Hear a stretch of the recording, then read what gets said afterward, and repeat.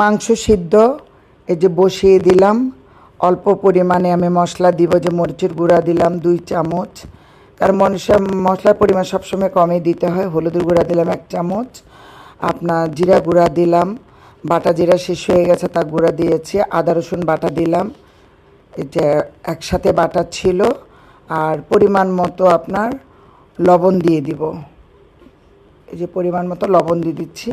এখানে আমি কোনো তেল দিব না, কারণ যেহেতু মাংসর সাথে তেল আছে, মানে চর্বি আছে কিছু, যার জন্য এটা ভালো করে মাখিয়ে নিচ্ছি। যদি প্রয়োজনীয় তেল লাগে তাহলে আমি দিব, নাহলে দিব না।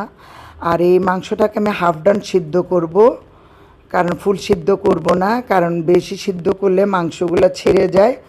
ওই ছেড়ে গেলেও আমার কাছে ছেঁড়া ছেঁড়া মাংসটাও খুব একটা ভালো লাগে না, এটা একটু শক্ত হয়ে যায় তখন ভাজতে ভাজতে।